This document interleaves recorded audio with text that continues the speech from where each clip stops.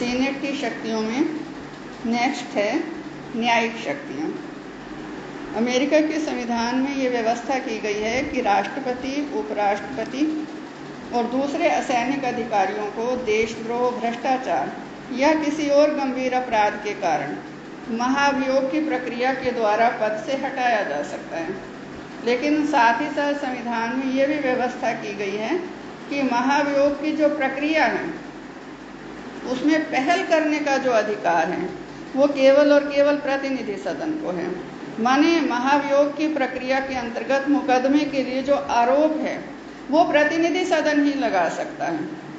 Senate केवल उस मुकदमे की सुनवाई कर सकता है और उसके बारे में जो अंतिम निर्णय है वो सीनेट द्वारा दिया जाता है।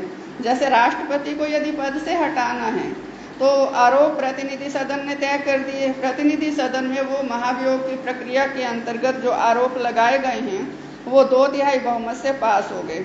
उसके बाद फिर वो जो मुकदमा है वो सीनेट के पास पहुंचेगा। सीनेट जब अपना निर्णय देगी उसके लिए जरूरी है कि सीनेट अपने उपस्थित सदस्यों के 2/3 बहुमत से प्रतिनिधि सदन द्वारा जो आरोप लगाए गए हैं उनको स्वीकार करे, तभी राष्ट्रपति को पद से हटाया जा सकता है। इसी तरह से सर्वोच्च न्यायालय के न्यायाधीशों के लिए भी यही व्यवस्था है कि उनको यदि समय से पहले, उनके कार्यकाल से पहले पद से हटाना है। सीनेट किसी भी अधिकारी के विरुद्ध यदि आरोपों को स्वीकार कर लेती है तो ऐसे में केवल और केवल उस अधिकारी को, चाहे वो राष्ट्रपति है, चाहे उपराष्ट्रपति है, सर्वोच्च न्यायालय का जज है या कोई और पदाधिकारी जिसके लिए संविधान ने महाभियोग की प्रक्रिया तय कर रखी है, केवल उस अधिकारी को पद से हटाया ही जाएगा। उसको किसी प्रकार का दंड सीनेट नहीं दे सकती।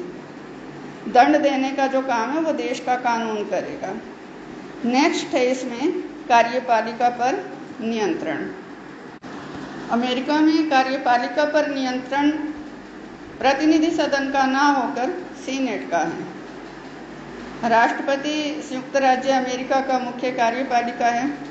संघ सरकार के जितने भी उच्च पदों की नियुक्तियां हैं वो राष्ट्रपति द्वारा की जाती हैं, लेकिन राष्ट्रपति जो नियुक्तियां करता है वो सीनेट की स्वीकृति के बिना लागू नहीं की जा सकती। माने राष्ट्रपति की जो नियुक्ति करने की शक्ति है वो तब तक अधूरी है जब तक उसकी नियुक्तियां सीनेट द्वारा साधारण बहुमत से स्वीकार न कर ली जाएं। सीनेट की ये जो शक्ति है काफ़ी प्रभावशाली है, क्योंकि इसी के माध्यम से जो सीनेट है राष्ट्रपति पर अपना नियंत्रण रख सकता है और राष्ट्रपति की जो नियुक्तियां करने की जो शक्ति है उसमें राष्ट्रपति की मनमानी पर रोक लगाने की शक्ति सीनेट की है। इसके अलावा जो सीनेट है अपनी जांच समितियों के द्वारा भी प्रशासन पर अपना नियंत्रण रख सकता है। नेक्स्ट है इसमें विदेश नीति पर नियंत्रण। अमेरिका में विदेश नीति का जो मुख्य निर्माता और संचालक है वो राष्ट्रपति है, लेकिन सीनेट विदेश नीति पर भी काफ़ी नियंत्रण रख सकता है।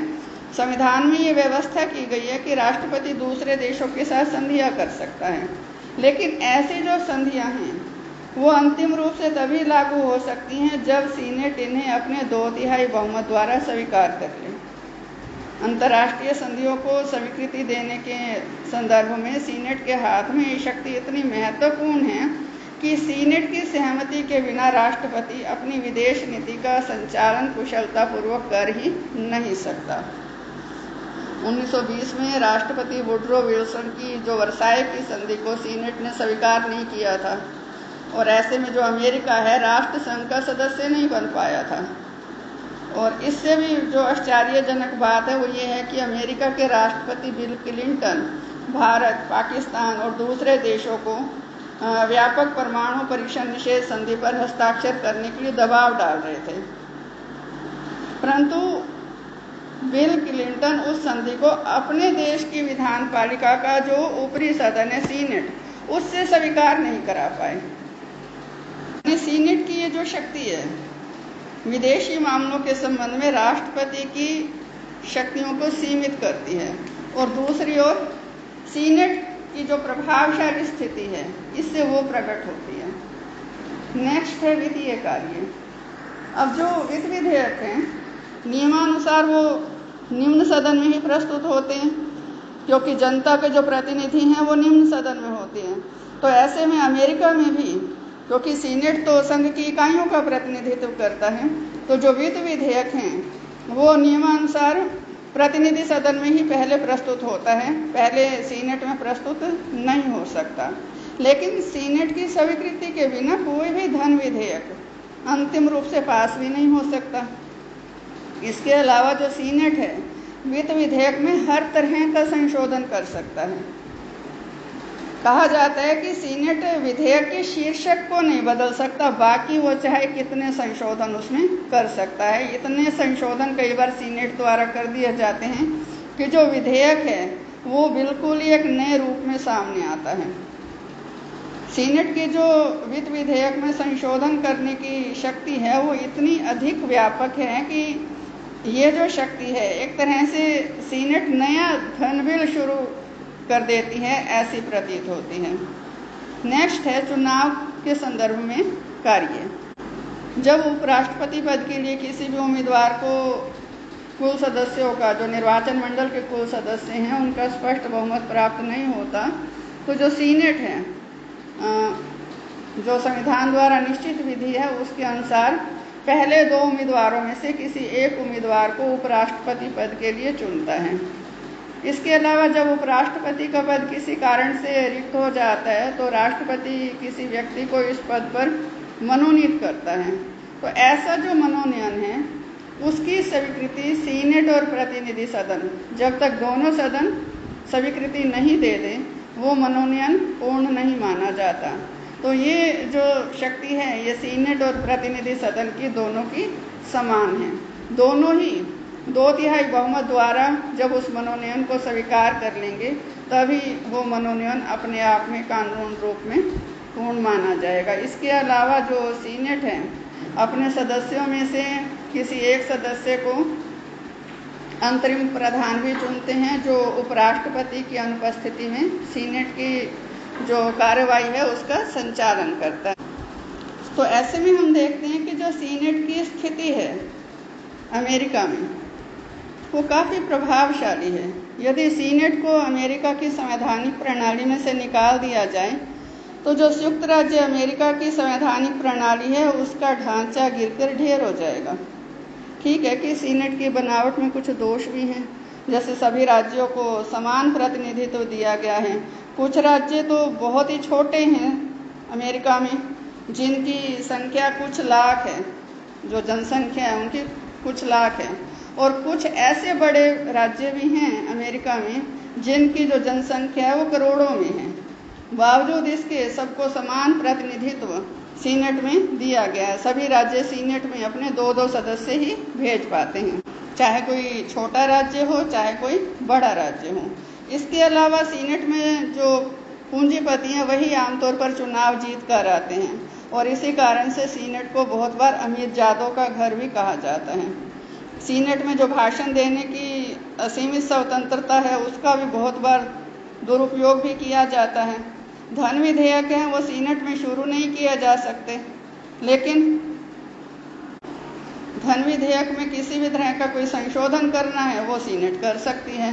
इसी तरह से राष्ट्रपति, उपराष्ट्रपति और जो दूसरे असैनिक कर्मचारी हैं उनके विरुद्ध महाभियोग का मुकदमा सीनेट शुरू तो नहीं कर सकता, लेकिन अंतिम निर्णय उसमें सीनेट का ही होता है। तो सीनेट को संविधान द्वारा कुछ ऐसी शक्तियां सौंपी गई हैं जो राष्ट्रपति को तानाशाह नहीं बनने देती। राष्ट्रपति जितनी भी नियुक्तियां करता है उन सब पर सीनेट की स्वीकृति अनिवार्य है। जितनी भी अंतर्राष्ट्रीय संधियां करता है उस पर भी सीनेट की स्वीकृति अनिवार्य है। इससे जो सीनेट का गौरव है, जो सम्मान है, उसमें वृद्धि हुई है। और प्रतिनिधि सदन का तो कार्यकाल 2 वर्ष है और सीनेट का कार्यकाल, जो सदस्य चुनाव जीत कर आता है उसका कार्यकाल 6 वर्ष है। सीनेट तो स्थायी सदन है, उसको कभी भंग नहीं किया जा सकता।